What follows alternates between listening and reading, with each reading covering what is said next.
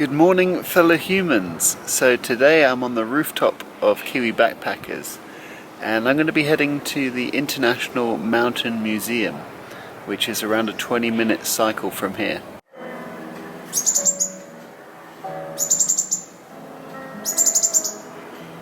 Actually, seeing as it's such a nice day today, I think I'll walk there.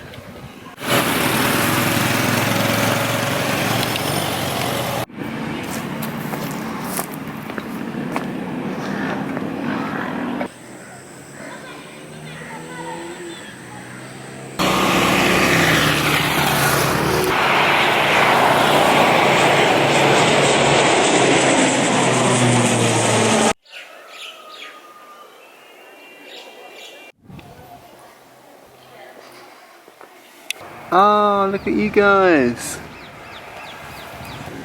Hello! Oh, nice to meet you. What's your name, sir? So, here we have it, the International Mountain Museum. There you can see it is 500 rupees for foreigners. Now I find this is quite a fitting area to just have a minute's silence to contemplate the people who gave and lost their lives for love of the mountains. So this right here is the 9.5 meter high climbable model of Mount Manaslu. You're making video? Yes. The final ascent of Manaslu. Have to do it.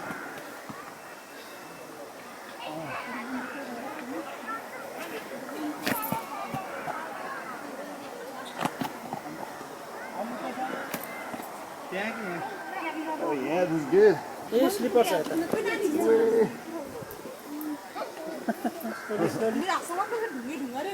Makes the summit. Tell you what, it's tiring summiting Manaslu.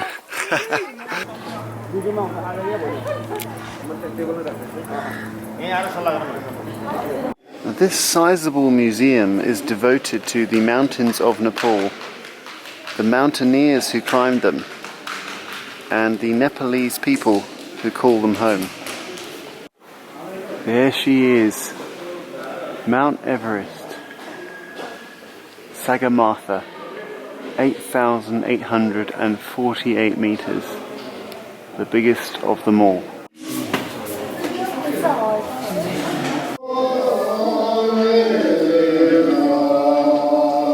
The distant peaks of Everest, Amadablam, and their renowned brethren are visible from the mountain guide villages of Kund and Kumjung.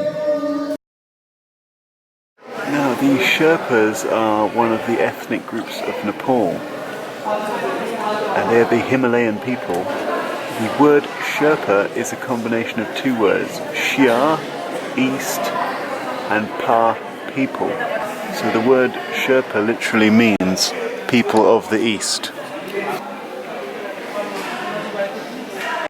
Now here you have the Marjum, which is a wooden container to store butter. This here is the Thakya, which is a traditional tea stand. Here you have the Shanshuyu, which is copper vessels for offering sacred water to God. Now here is the Meilang, which is copper oven to keep the dish pots warmer.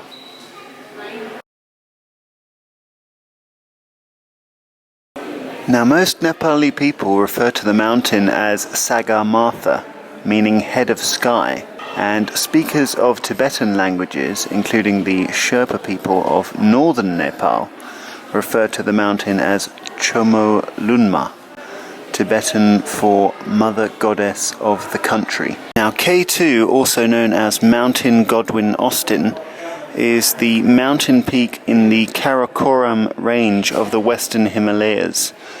straddling the border between China, Jammu and Kashmir. Pakistan currently controls this portion where the K2 lies. K2 rising to 8,611 meters is the second highest mountain in the world.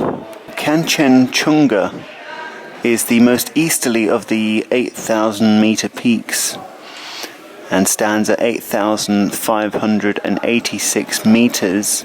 From almost any direction, the peak looks like a vast tent. So the fourth highest is Lhotse. Then we have Makalu. And then Cho-Oyu. Then Dholagiri. And then Manaslu, which we saw outside. Now its name, which means Mountain of the Spirit, comes from the Sanskrit word Manasa, meaning intellect or soul. And then we have Nanga Parbat, the 9th highest in the world. And the 10th highest is Annapurna at 8,091 meters. Annapurna can be translated as Goddess of the Harvests or Divine Mother Provider. What's interesting, and I didn't actually know this, but all of the top 10, besides K2 and Nanga Parbat, are all from Nepal. So Nepal contains 8 of the top 10 highest mountains in the world. Incredible. Now there's also a geology section, if that's your thing. It can be quite interesting to read about the plate tectonics and how it all works. This section is the continental highest peaks of the world.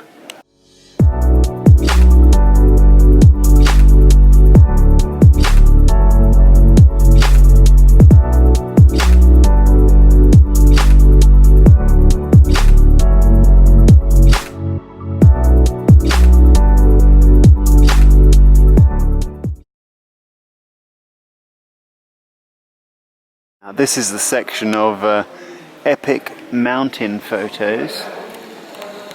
Ooh, here's Annapurna at sunset.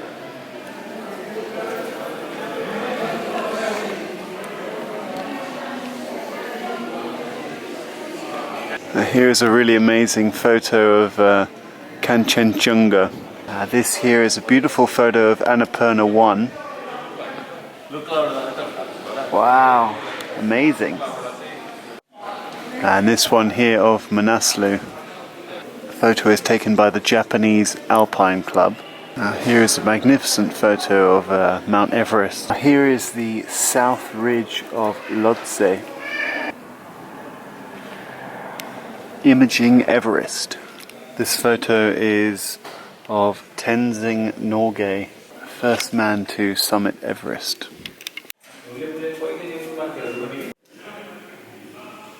Here is Tenzing Norgay and his mother.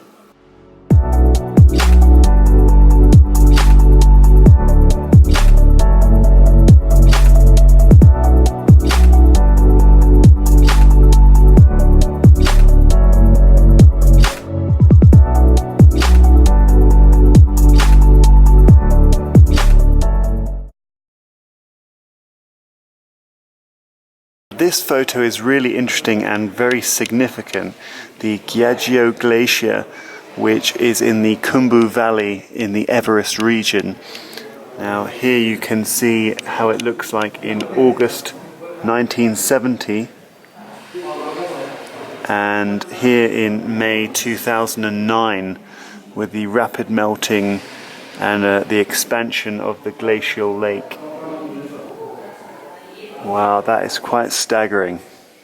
The expansion of the glacial lake Tulagi near Mount Manaslu.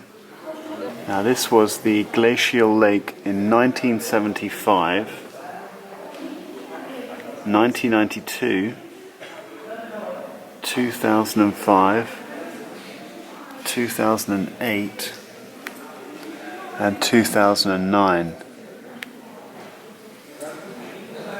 1975 and 2009. So you can see this is the lake here, and this is the moraine, and the danger is that the glacial lake expands because of global warming, and then you have these end moraines collapsing. Now this image here compares the West Rongbuk Glacier on the northern slope of Mount Everest between 1921 and 2008, and this image on the Kayatrak Glacier on the northern slope of Chio Oyo. So in this photo between 1921 and 2009, you can just absolutely quite clearly see there's this glacial lake that just simply wasn't there before. The glacier that took up this whole section is now just this region here. This is quite a staggering graph. The blue line on the graph shows global temperatures increasing by approximately 0.85 degrees Celsius between 1880 and 2012. Now the red line represents the average temperature anomalies in Asia, and which are even more pronounced than those for the planet.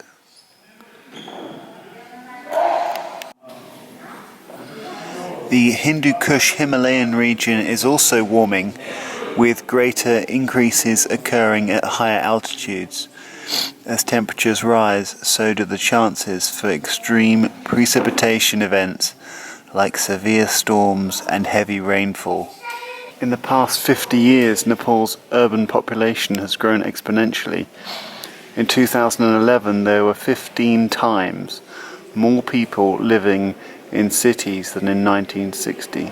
Here's the difference between Lakeside Pokhara in 1994 and in 2013.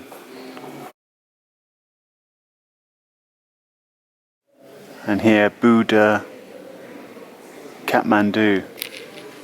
You have 1967. You can see it's pretty much almost empty. Then you have 1989, growing city, 2001, and in 2013.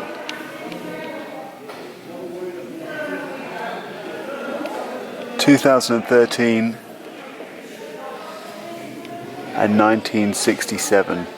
And this image here is really quite staggering of Machu Picchu.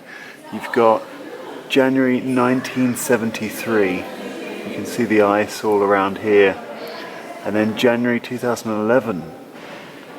Just look at that comparison, how little ice there is here compared to here. Wow. It's quite alarming, that.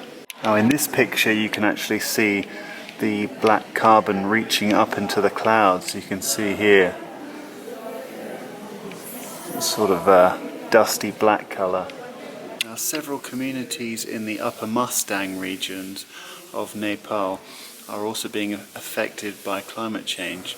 Now as the earth gets warmer and warmer, there's less precipitation in the form of snow, and for these communities that's actually their reserve water supply to irrigate the crops, and without that they're having to diversify a lot more into tourism because they can't grow as many crops and produce as much on that side of things.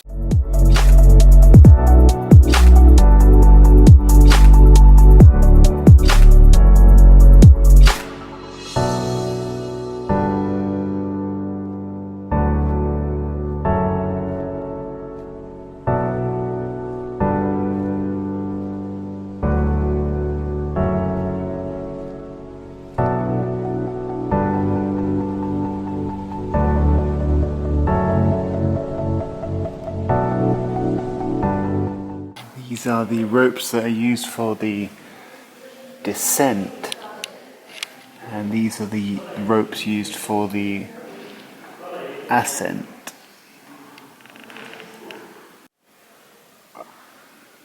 Here you have the ice axes. I'll take 2 of those, please. Here's the Korean 14 8,000ers. Go Mi Young summited 11 peaks over 8,000 meters during 33 months. It's the shortest record. And you have Kim Chang-ho, who summited 13 peaks over 8,000 meters without supplementary oxygen. And Mr. Park Jung-hun, who submitted 7 peaks over 8,000 meters. Hang Wang-yong submitted 14 peaks over 8,000 meters.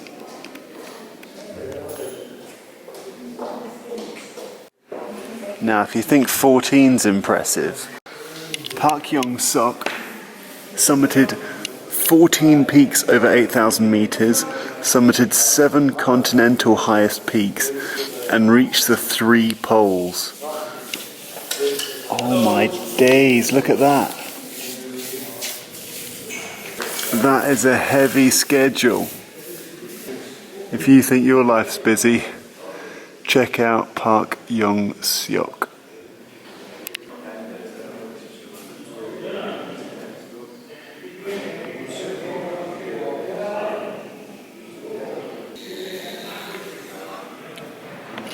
Now, here you can see some of the climbing equipment used by Toshio Imanishi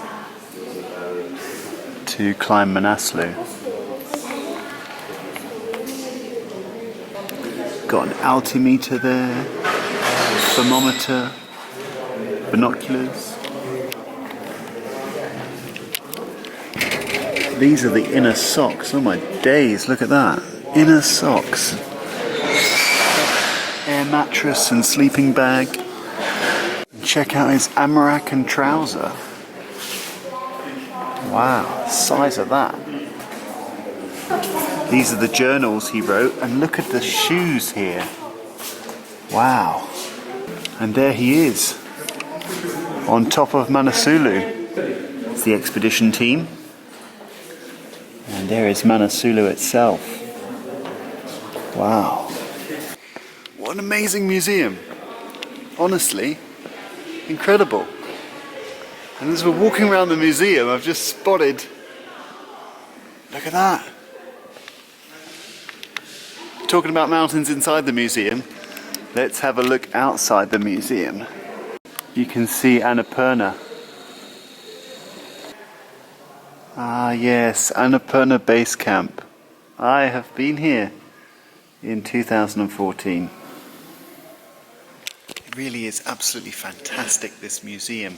If you do get a chance, I thoroughly recommend it. To learn about the mountaineering side of it, to learn about the mountains, the top 10 biggest mountains, the geology side of it, and also probably the most fascinating section is the climate change area. And it's really good to see that a large part of this museum is allocated towards climate change.